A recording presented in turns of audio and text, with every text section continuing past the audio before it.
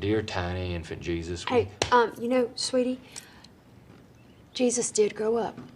You don't always have to call him baby. It's a bit odd and off-putting to pray to a baby. Well, look, I like the Christmas Jesus best, and I'm saying grace. When you say grace, you can say it to grown-up Jesus or teenage Jesus or bearded Jesus or whoever you want. You know what I want?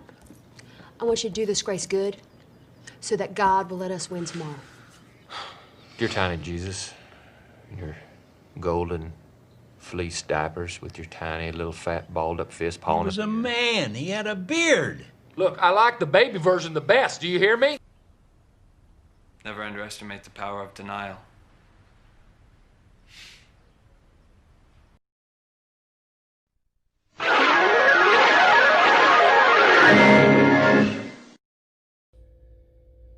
Hey there, Dragon Beard.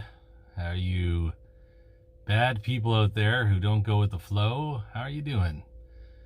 I'm a little tired these days.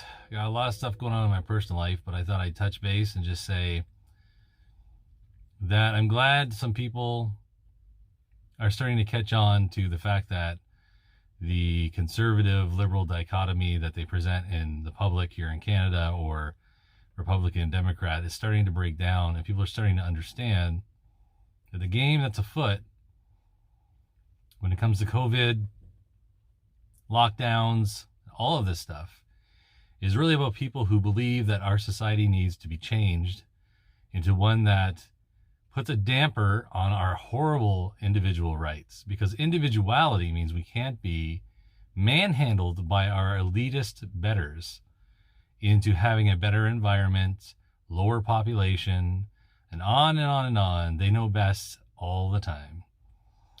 This is what I'm increasingly thinking of as a techno-fascism. And if you ever wanted evidence that fascism is not incompatible with the left, look at all these people rioting in the States and even in other countries now because of Black Lives Matter, Antifa, blah, blah, blah. These people are leftists, and yet they are completely on board with authoritarianism.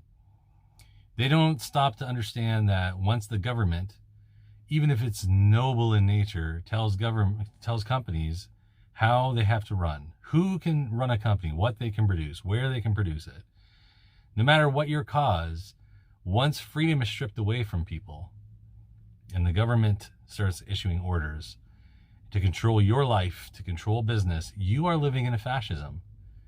And the plan is to make sure that we are shifted away from the idea of civil rights. Everything that the left fought for, in other words, in the 60s has now become the absolute opposite of what they fight for now. They want to fight for, we'll just pick an example. They want to fight for people of color. And the reason this term is more commonly used is because they hate white people. White people are the enemy.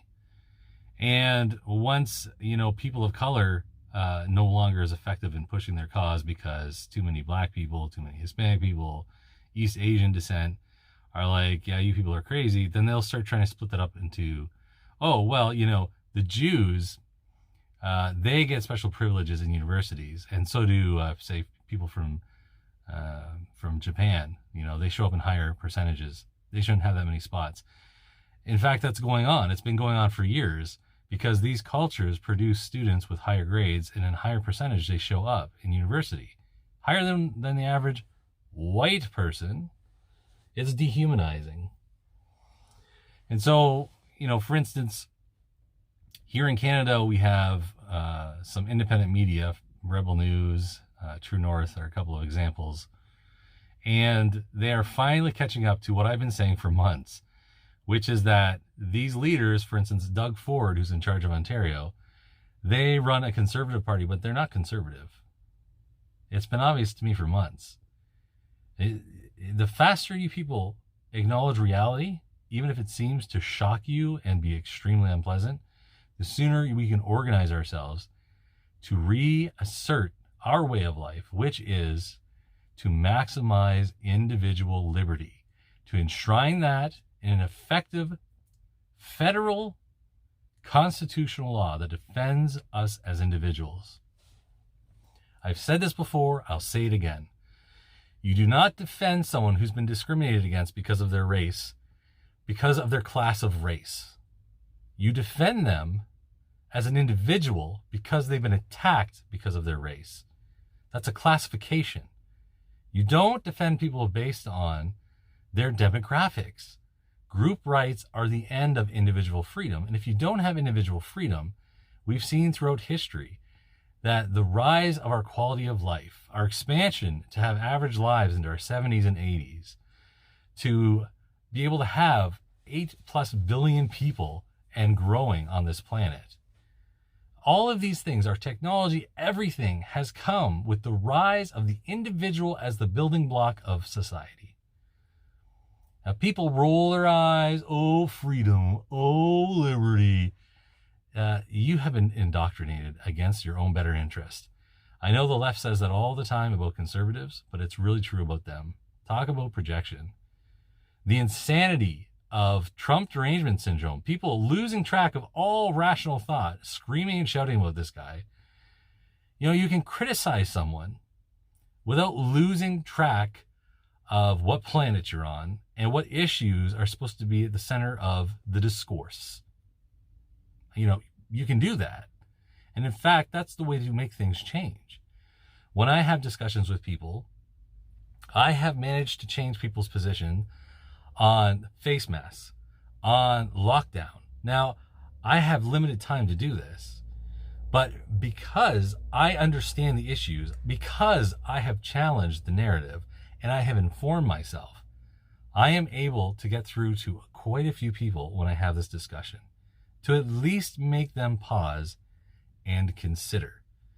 But if I did like most people do with Trump, if I just started screaming about some politician, and like they're the Antichrist and the end of the earth, and there's nothing redeemable about this, or any of their supporters whatsoever, it would completely derail any kind of positive influence I was trying to exert.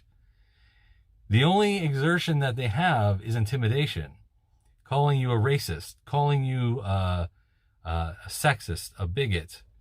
These names, they used to mean something. They don't mean, these words mean nothing anymore. They're so used so often that they become empty.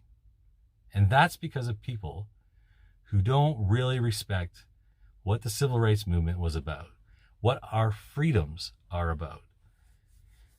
So, at the end of my rant, I'll just say, you know, whether it's a Republican, Democrat, conservative, liberal, whatever the party is of your leader politician, what matters is their actions. You know, if they are attempting to increase taxes on you right now at this time, if they're spending like crazy and they're exerting phenomenal restrictions on your freedoms and refusing to allow a discourse with professionals who disagree with them and listening to the population in some meaningful way about whether they're willing to go through another lockdown, you know, if they're like that, it doesn't matter what party they belong to or what they say they are. They are a fascist. And this is now a global agenda. It really is. These people believe that they need to save this planet. But the type of people that they are elitists. By nature, they are better than us. So we have got to organize, and that begins with each one of us questioning, self-educating, seeking out different opinions, and not just listening to the constant bombardment of the mainstream media, which is today's propaganda. Denial is really one of the most powerful and potentially destructive constructs in mental health. And it could be argued that it's on a continuum with delusional behavior. But it's more situational, right? So with delusions, we would expect somebody to be delusional about several different topics. But denial is specific to a particular situation. You'll find more on Germany's contribution to the arts in the pamphlet we have provided. Yeah, about your pamphlet, I'm not seeing anything about German history between 1939 and 1945. There's just a big gap. Everyone was on vacation.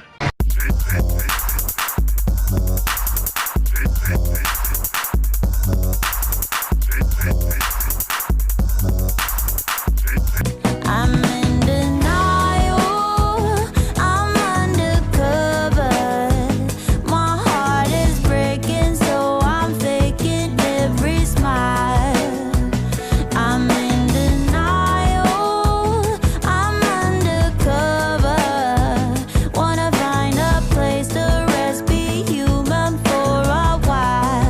just be human for a while.